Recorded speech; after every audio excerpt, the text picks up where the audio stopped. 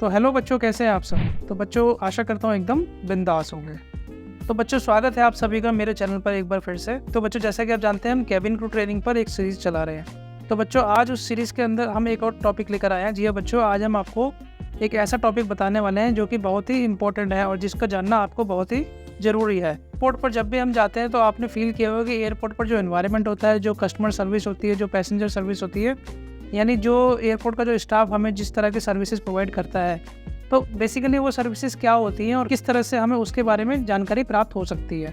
तो बच्चों, आज मैं आपको उसी के अंतर्गत एक और न्यू सीरीज शुरू कर रहा हूँ जिसका नाम है कस्टमर सर्विस ट्रेनिंग। जी हाँ बच्चों, कस्टमर सर्विस ट्रेनिंग का मतलब क्या रहता है, यात्रियों और जो विजिटर होते हैं उनको एक कॉम्प्रेसिव रेंज ऑफ सर्विसेज और असिस्टेंस प्रोवाइड कराना, ताकि उनका जो ट्रैवल एक्सपीरियंस है वो बहुत ही यादगार रहे।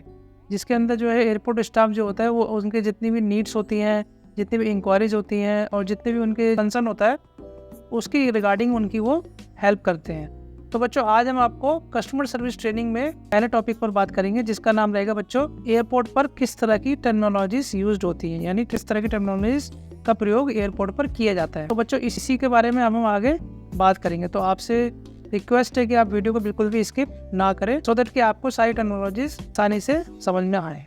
This channel does not promote or encourage any illegal activities. All contents provided by this channel is meant for educational purpose only. दोस्तों, वीडियो शुरू करने से पहले आपको बताना चाहूँगा कि जैसा कि आप सब देख रहे हैं कि हमारे देश में अनएम्प्लॉयमेंट किस तरह से बढ़ती जा रही है। दोस्तों, वहीं दूसरी तरफ कुछ ऐसे अराजक तत्व भी हमारे समाज में है जो कि एम्प्लॉयमेंट के नाम पर फ्रॉड करने से नहीं कतराते। दोस्तों, मैं आपको अपने चैनल के माध्यम से आश्वस्त या यूँ कहीं कि निश्चिंत करता हूँ कि आपके पेरेंट्स की मेहनत का पैसा और आपका कीमती समय बचाऊंगा और आपके ड्रीम करियर को पूरा करने में आपकी पूरी मदद करूंगा। चाहे तो आप मेरे टेलीग्राम चैनल से भी जुड़ सकते हैं, जहां मैं A to Z एयरलाइंस और एविएशन से रिलेटेड इन्फॉर्मेशन और टाइम टू टाइम वैकेंसी की डिटेल शेयर करता रहता हूं। बच्चों, टेलीग्राम का लिंक मैंने डिस्क्रिप्शन में दे दिया है, तो आप उस लिंक पर क्लिक करके मेरे टेलीग्राम चैनल से जुड़ सकते हैं। तो बच्चों, सबसे पहले हम बात करते हैं चॉक्स ऑन। जी हाँ बच्चों, चॉक्स ऑन इसका मतलब होता है when the aircraft after landing and taxiing through the taxiway reach the designated way, then the aircraft is marshalled in by the marshaller and brought to a halt at the time at which the safety chocks are placed is known as the chocks on. यानी कि जब aircraft land होने के बाद अपना बे पे आता है, यानी जहाँ पर उसको पार्क किया जाता है, वहाँ पर लगने के बाद उसके नीचे रबड़ के चीज़ लगाई जाती है जिसको चॉक्स बोलते हैं। यानी जैसे ही वो एयरक्राफ्ट रुक जाएगा, उसके टायर के आगे रबड़ के जो चॉक्स लगाए जाते हैं उसको हम चॉक्स ऑन कहते हैं, यानी कि चॉक्स जो लग गए हैं, एयरक्राफ्ट जो है वो पार्किंग पोजीशन में आ गया है।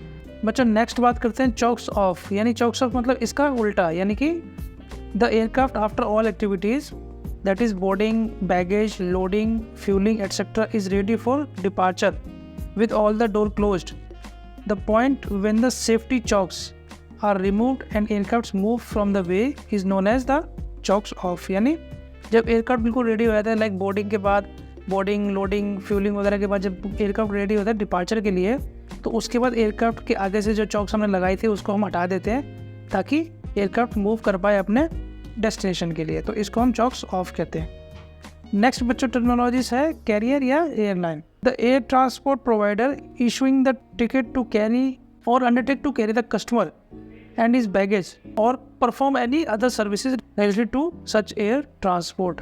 तो बच्चों, एयरलाइन का मतलब ये हो गया जो भी एयरक्राफ्ट है जिससे आप जाना चाहते हैं, सपोज करिए इंडिगो, स्पाइसजेट, विस्तारा, ये सब एयरलाइन है, इनको हम कैरियर भी बोल सकते हैं।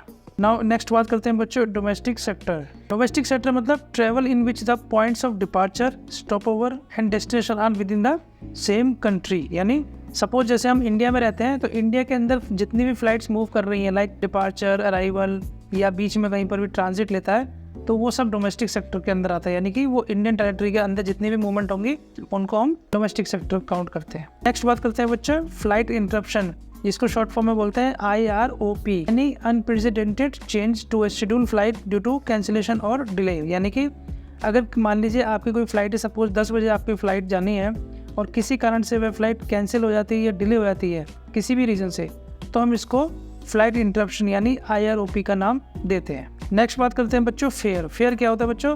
The amount charge by the career for carriage of customer, यानी जो हम उसको टिकट का किराया देते हैं उसको हम फेयर बोलते हैं। नेक्स्ट बात करते हैं बच्चों adult. A person who has reached their 12th birthday as of the date of commencement of travel. बच्चों एयरलाइंस में 12 साल से ऊपर जितने भी पर्सन होंगे उनको हम एडल्ट काउंट करते हैं on the day of travel. Next बात करते हैं बच्चों चाइल्ड। तो a person who is above 2 years of age but has not reached his 12th birthday on the date of travel, यानी अगर वो बच्चा 2 साल से बड़ा है और 12 साल से छोटा है तो हम उसको चाइल्ड कहते हैं।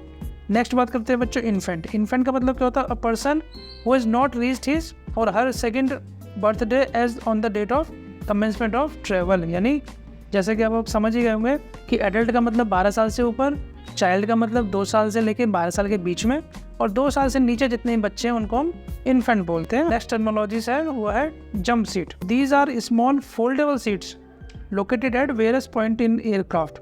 These are meant for cabin crew members during takeoff and landing. Commercial customer are not accepted for travel on this seat. बच्चों जंप सीट्स क्या होती है? एयरक्राफ्ट में कुछ छोटी छोटी सीट होती हैं, जैसे सपोज कॉकपिट के अंदर भी सीट्स होती हैं, कुछ केबिन के अंदर भी सीट्स होती हैं। ये सीट्स फोल्डेबल सीट्स होती हैं, यानी ये जैसे ही आप इस पर से उठेंगे तो ये फोल्ड हो जाती है, लेकिन इन पर सिर्फ केबिन क्रू या फिर जैसे और भी कोई पर्सन ऑन बोर्ड जा रहा है, ड्यूटी पे जा रहा है फ्लाइट एयरलाइंस की तरफ से, तो वही लोग बैठ सकते हैं। कस्टमर यानी जो क्लाइंट है, जो पैसेंजर्स हैं, वो नहीं बैठ सकते, उनको परमिशन नहीं होती बैठने। नेक्स्ट टर्मिनोलॉजी की बात करते हैं बच्चों, वह है नो शो। तो नो शो का मतलब क्या हो बच्चों? A customer who fails to use the reservation of the scheduled flight for reason other than miss connection. बच्चों कई बार क्या होता है, सपोज करिए हमारी फ्लाइट सुबह 10 बजे की है और हम जो है एयरपोर्ट पर बाई एनी चांस लेट पहुंच पाते हैं, यानी 10 बजे के बाद पहुंचते हैं, तो हमें नो शो काउंट कर दिया था, यानी कि फ्लाइट नहीं पकड़ पाया तो हमें एयरलाइन जो है as a no show count करती है और हम उसको फ्लाइट को बोर्ड नहीं कर पाते। नेक्स्ट टर्मिनोलॉजी है बच्चों origin. The starting place of the journey as shown on the customer ticket. Origin का मतलब बच्चों जैसे आप टर्म से पहचान पा रहे हैं, ओरिजिन यानी स्टार्टिंग पॉइंट। तो यानी कि सपोज करिए आप दिल्ली से बॉम्बे जाना है, तो Delhi is the origin point of view, यानी आप दिल्ली से अपनी यात्रा शुरू कर रहे हैं तो आपको ओरिजिन पॉइंट हो गया दिल्ली। तो बच्चों आशा करता हूँ ये वीडियो आपके लिए इन्फॉर्मेटिव और हेल्पफुल रहेगी। तो ऐसी और वीडियो को नोटिफिकेशन के लिए आप मेरे चैनल को सब्सक्राइब कर लें और बेल आइकन को प्रेस करना ना भूलें। और अगर आपको ये वीडियो अच्छी लगी तो आप इसको लाइक और शेयर करना भी ना भूलें। बच्चों मिलते हैं नेक्स्ट वीडियो में, तब तक के लिए take utmost care of your loved ones and bye bye.